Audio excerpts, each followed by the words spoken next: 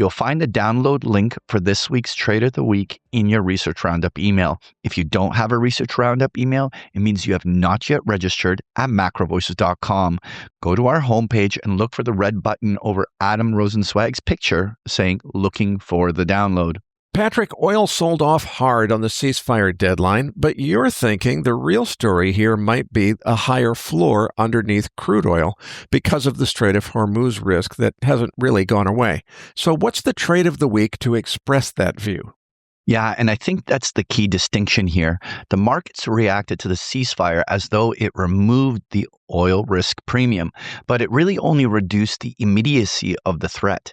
The underlying damage is still there. Gulf infrastructure has been hit, supply chains remain disrupted, and the Strait of Hormuz remains a live geopolitical choke point.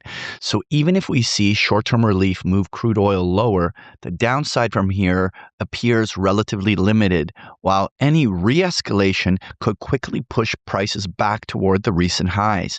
To me, this creates an asymmetric setup, particularly when you can take advantage of the fat right tail skews in call options.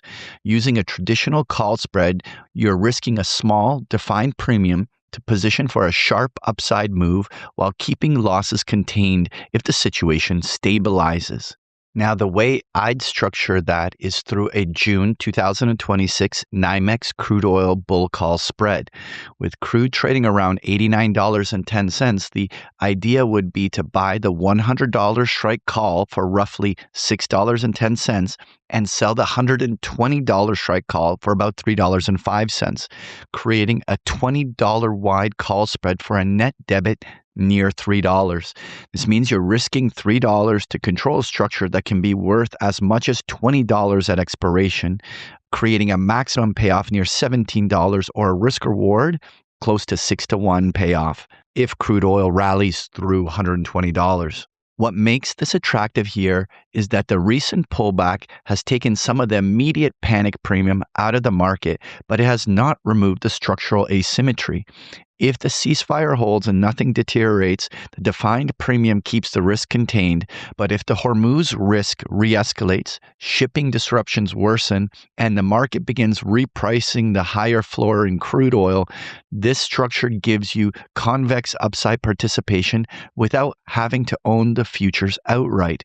In practical terms, the break even on the trade is $103.05, so you don't need a full return to the highs for the position to start working. The idea is simple. Risk a small, defined premium for exposure to a market that still appears to have limited downside and a very meaningful upside if geopolitical situation turns again. Patrick, every Monday at Big Picture Trading, your webinar explains how retail investors can put on our most recent trade of the week. For those listeners that want to explore how to put on these trades in greater detail, don't miss out on a 14-day free trial at bigpicturetrading.com. Now let's dive into the post-game chart deck. All right, Eric, let's get to these equity markets. Well, obviously, the big macro risk is the Strait of Hormuz staying closed for months. That would starve the global economy for energy. And I think that if the Strait were to stay fully closed for, let's say, 6 months, then a global depression would not be an exaggeration of what's possible. I certainly don't expect that outcome, but that's what's at stake here. On the other hand, markets are coiled up for what could be a post-Liberation Day-like upside reversal if this is truly ending and ending now, which unfortunately I don't think it is. So the first words out of my mouth when the ceasefire was announced were, I don't believe this is going to last for the 2 full weeks. That's what I'm going to say on MacroVoices. Well, little did I know it wouldn't even last overnight and that the ceasefire would be almost forgotten about by the time this episode airs. But crude oil prices literally dropped $25 in 25 minutes after the ceasefire announcement. And so far, despite the fact that it's now clear that the Strait of Hormuz was not really reopened and that there is no real ceasefire, crude is still only showing a very muted bounce. We're not seeing a full retracement back to the upside. So the question is whether the market doesn't yet realize that there hasn't been a meaningful ceasefire, or if more likely what the market is discounting is a perception that President Trump is now looking for an off-ramp where he was previously threatening an escalation against civilian infrastructure just a few days ago. I think that's the key to this market. For now, it appears that the market is discounting Trump looking for an off-ramp. And I think that's why oil is still way down, despite the fact that no tankers have passed through the Strait of Hormuz as of Wednesday evening. Now, there are a few ships that have gotten through, but those were dry bulk carriers.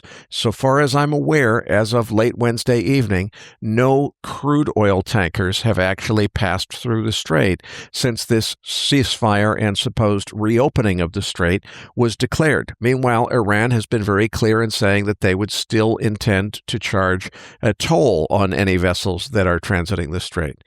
As far as what to do about this in terms of hedging that risk in the market, Patrick, great minds think alike, because my response was very, very close to your trade of the week. The only difference was that I chose slightly different contracts to express an almost identical trade objective with a little bit more leverage in an extreme right tail outcome. So I went long the September rather than the June, and I went on the 100-130 bull call spread as opposed to the June 100-120 that you described in the trade of the week. I was able to buy that spread at an average cost of $1.85. It's trading around $2.50 as of recording time, so I think I'm already up a little more than 35% on that trade. The reason I chose the September contract rather than June is I think that the excessive backwardation that we've seen so far during this crisis has been rooted in the market's assumption that this would be a short-lived conflict. My view is that it's likely to drag on longer than most people think, and later dated contracts, I think, are likely to rally in earnest once it becomes clear to the market that, oh yeah, this thing really is going to last longer than we all hoped for. The June contract that you used in the trade of the week expires in the third week of May. That's only a month and a half or so from now. And I fear that this conflict could last longer than that. Now, the steep backwardation means that the September futures are still trading considerably lower than June futures. So even though we would normally expect to pay more for longer dated options, the lower underlying price put the cost of my hedge under $2 a barrel for 3 months more optionality than the June spread offered at over $3. My spread also has a maximum payout of $30 versus $20. So I have a 15-to-1 maximum payoff for my entry price below $2.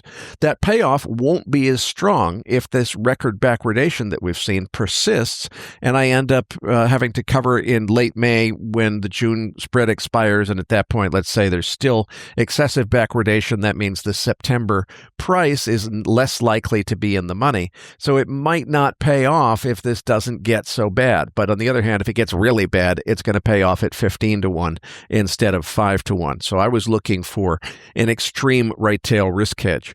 And while it sounds like a speculation on oil prices, it's actually, to my thinking, and at least for my purposes, much more of a risk hedge for my equity and gold portfolio. Sustained higher oil prices, if we get them, are going to be a headwind for gold. Fears of a nuclear power plant being targeted would be a headwind for my uranium holdings. So it'd actually be more than a headwind, it'd be more like a in-the-face typhoon. So my hedge has less of a chance of paying off and a modest rise in prices, but more than a 15-to-1 max payout if we see $130 plus oil prices sustained into August, which I unfortunately think is entirely possible if this crisis worsens from here. Well, Eric, I just want to start with sizing up the S&P 500 technicals. So we went through a 10% market correction on the S&P. It was close to a 700 S&P point drop off of its highs, but the entire bounce up until now has been extraordinarily impressive. I mean, we were able to retrace 500 S&P points off of the low, almost 8%. So we are just 200 S&P points away from the highs. And so we have a scenario where the market is attempting to neutralize the sell cycle from a further downside risk by getting it back into its prior trade ranges. Now, will they succeed? That's the puzzle to watch here. Now, could we see a scenario where the market at this point double top retest the 7,000 level with the S&P 500 200 points away? It's very easy for the market to do this. It's just that previous high is so close now. Overall, does that make it bullish? And this is where I think we have to look a little bit deeper. All of the things that we've seen that created turbulence in the markets is still there.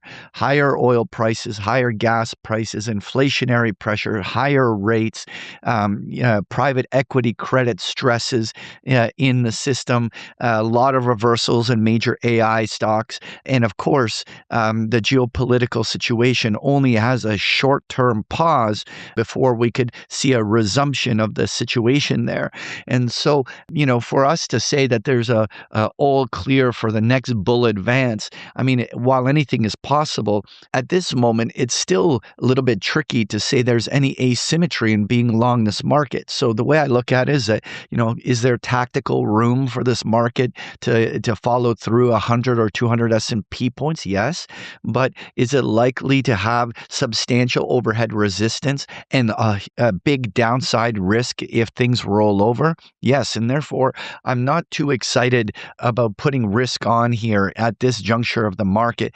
But what is worth noting is volatility collapse. We had the VIX drop from a 30 level all the way down to 20.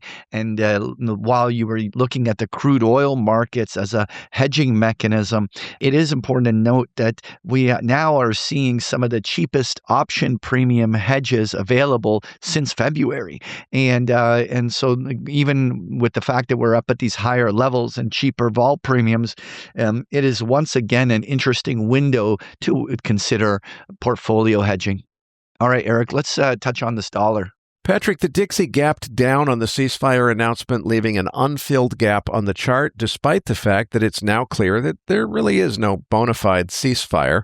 And per my earlier comments, I think that's because the market now perceives President Trump to be seeking de-escalation rather than threatening escalation to include targeting of civilian infrastructure, as he was alluding to a few days ago.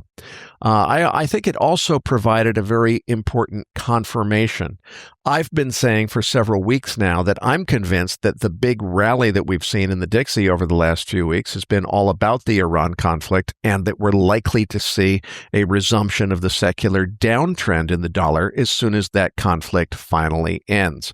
The gap-down reaction to the ceasefire announcement confirms that the market is ready to trade the dollar much lower when this is truly over. But for now, I'm afraid it's anything but over. So anything's possible here on the Dixie chart, and it's going to depend entirely on the news flow. But that unfilled gap above the market is just begging to be filled, and we've already seen that the ceasefire is not going to cause all parties to cease firing their weapons, at least not in Lebanon. So filling that gap seems likely to me. The US dollar was testing the 100 to 100.5 level where all of its previous highs were over the last 6 months. And this short-term ceasefire has given all the cross currencies a breather and has caused the US dollar index to pause here back toward its 50-day moving average. I don't think anything structurally changes. Overall, we are still in the middle of a trade range, and we haven't bullishly broken out, nor is there any evidence that the US dollar has begun a decline back to the bottom end of its range. I'm going to be seeing whether short-term supports hold in here in the 98.5 to 99 level, and whether the dollar gets back above its 50-day moving average for another run at its previous high. All right, Eric, let's quickly touch on crude oil. Again, I think the reason the ceasefire gap down move has not yet been retraced to well over, let's say, $105, $110 is because the market perceives Trump to be looking for an off-ramp rather than an escalation here. Now, I hope that that's what it is. I hope that he's looking for an off-ramp and this is all about to end. And if we just walk away from this declaring victory, I don't really care whether any actual victory occurred. I just want it to be over. What I'm concerned about, though, is if for anyone who's actually studied the 10-point term sheet proposed by Iran, their terms are just not going to be tenable to the American side. The Iranian proposal emphasizes that the U.S. and Israel must acknowledge and respect Iran's right to continue enriching uranium as part of the deal. They also call for economic reparations that I don't think are going to happen. So it seems clear to me that there never really was a deal or even the basis for a negotiation as the president described. So the big question now is, what is the White House's intention? Are they just buying time to regroup in order to mount a fresh assault? And I think this is a very realistic scenario, folks. What if what's going on here is the White House is just buying time to plan and get organized to send special forces in on a mission to capture Iran's fissile nuclear material, the stuff they could make bombs from, high enriched uranium, after the negotiations have revealed that there are still irreconcilable differences between the parties? Is that what's going on here? If so, we're going to see a major re-escalation, maybe as early as this weekend. I certainly hope that that's just my paranoia speaking. The other scenario is they're just looking for an off-ramp, a chance to save face, declare victory, and walk away from this thing, despite the fact that they have not achieved their goals, they have not seized the uranium, and if you listen to what President Trump has said, it sounded like he was hell-bent on preventing Iran from being able to get a nuclear weapon, and it doesn't sound like that military objective has really been achieved yet. That's why I'm concerned that this might not be over the way the market seems to be discounting it as ending. Either way, the strait remains closed as of this recording, and the scenario that would cause Iran to suddenly open it back up without charging tolls or restricting traffic is not obvious to me. Even if the U.S. did just walk away from this, I don't see why Iran at that point would open the strait.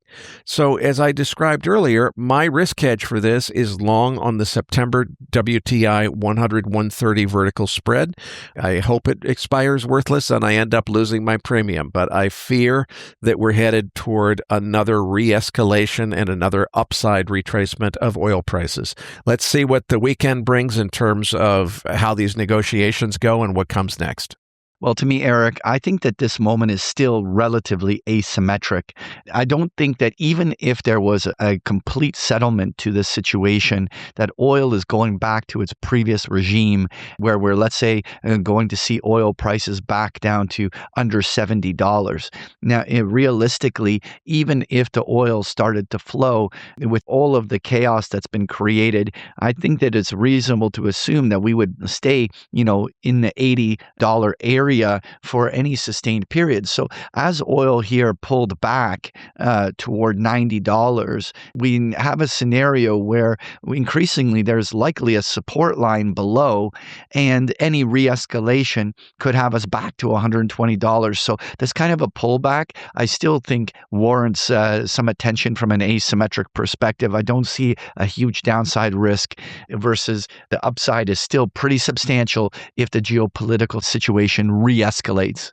Now, Eric, how do you size up the gold market in this move recently?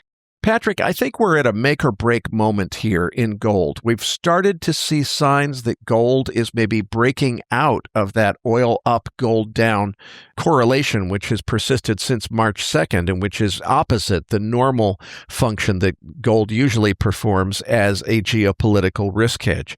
The reason for that, as we've described before, is because an oil-driven inflation surge would tie the Fed's hands and pretty much rule out any chance of rate cuts. So that's the reason it's been a headwind.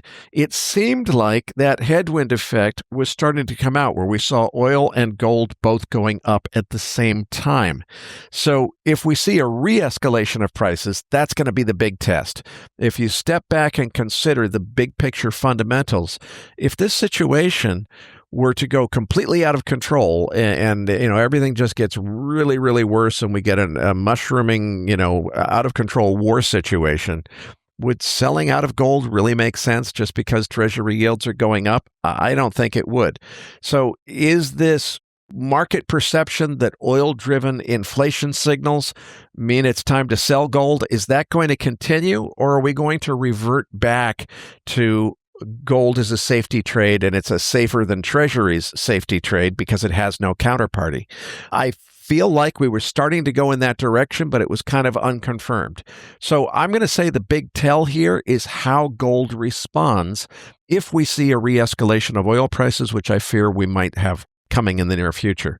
At this point, I think that the mechanical effect, once gold started selling off on March 2nd, it kicked in the CTAs, the algorithmic traders that were selling gold because that was what the trend following algorithm told them to do and so forth.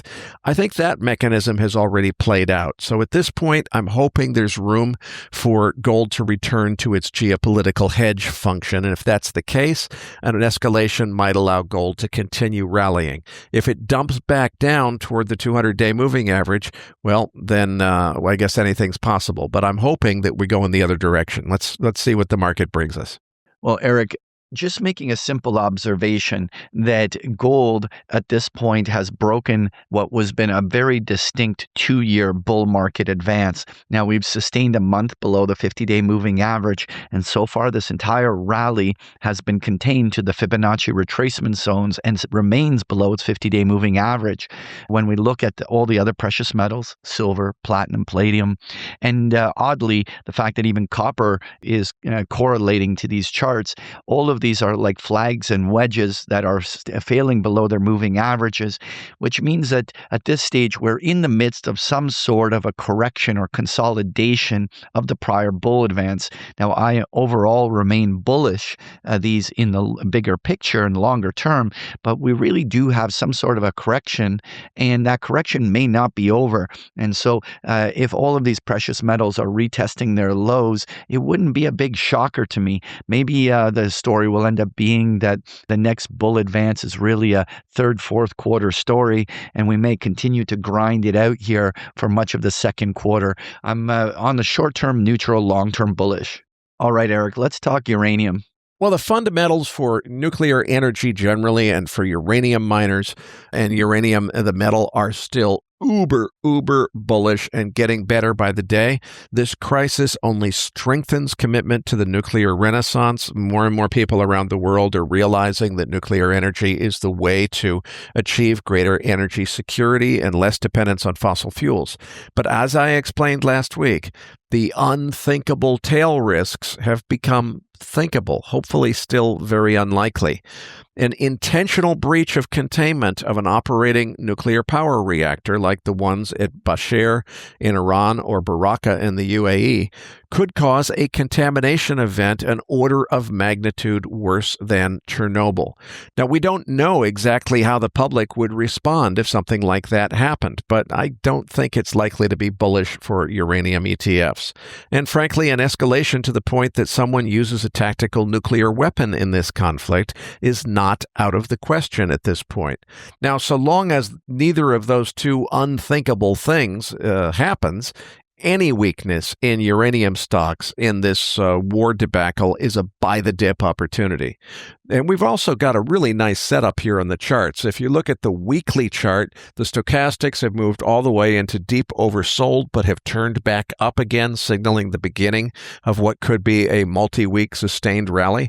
The daily stochastics are a little bit high and wavering, so we might see a pullback here, at least according to the daily chart, but there's a really nice setup on the longer short-term weekly chart, it really depends on what happens with the war conflict. If we do really see an honest-to-goodness ceasefire and a post-Liberation Day-like rally in risk assets, I think we could really, really see uranium and uranium miners take off here. But not until we get past these fears of nuclear reactors being targeted in a war action. Well, for me, uranium's been generally stable. It hasn't really sold off in any big way, and is it even trying to roll back up technically and get going, including on many of the uranium stocks.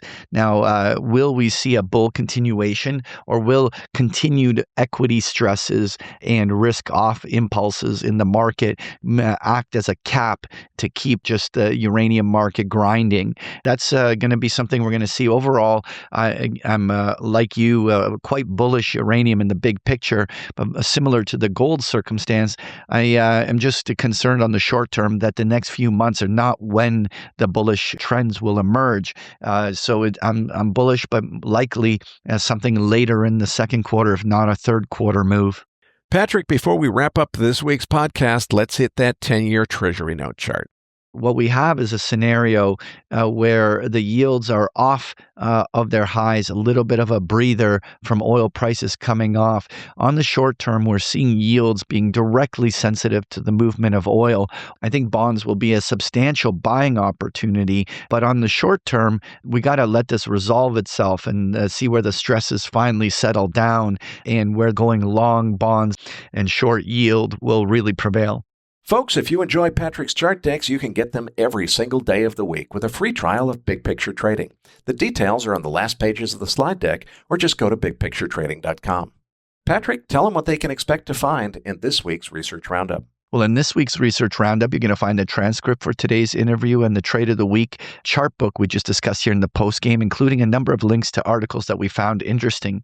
You're going to find this link and so much more in this week's Research Roundup. That does it for this week's episode. We appreciate the feedback and support we get from our listeners, and we're always looking for suggestions on how we can make the program even better. Now, for those of our listeners that write or blog about the markets and would like to share that content with our listeners, send us an email at researchroundup@macrovoices.com, and we will consider it for our weekly distributions. If you have not already, follow our main account on X at MacroVoices for all the most recent updates and releases.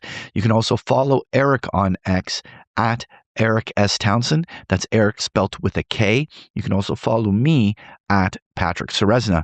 On behalf of Eric Townsend and myself, thank you for listening, and we'll see you all next week.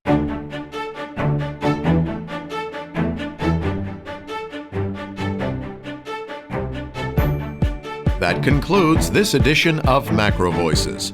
Be sure to tune in each week to hear feature interviews with the brightest minds in finance and macroeconomics. MacroVoices is made possible by sponsorship from BigPictureTrading.com, the Internet's premier source of online education for traders. Please visit BigPictureTrading.com for more information. Please register your free account at MacroVoices.com. Once registered, you'll receive our free weekly Research Roundup email containing links to supporting documents from our featured guests and the very best free financial content our volunteer research team could find on the internet each week. You'll also gain access to our free listener discussion forums and research library. And the more registered users we have, the more we'll be able to recruit high-profile feature interview guests for future programs. So please register your free account today at macrovoices.com if you haven't already. You can subscribe to MacroVoices on iTunes to have MacroVoices automatically delivered to your mobile device each week free of charge. You can email questions for the program to mailbag@macrovoices.com, and we'll answer your questions on the air from time to time in our mailbag segment. MacroVoices is presented for informational and entertainment purposes only. The information presented on MacroVoices should not be construed as investment advice. Always consult a licensed investment professional before making investment decisions. The views and opinions expressed on MacroVoices are those of the participants and do not necessarily reflect those of the show's hosts or sponsors. MacroVoices, its producers, sponsors, and hosts Eric Townsend and Patrick Seresna shall not be liable for losses resulting from investment decisions based on information or viewpoints presented on MacroVoices. MacroVoices is made possible by sponsorship from BigPictureTrading.com and by funding from Fourth Turning Capital Management, LLC. For more information, visit MacroVoices.com.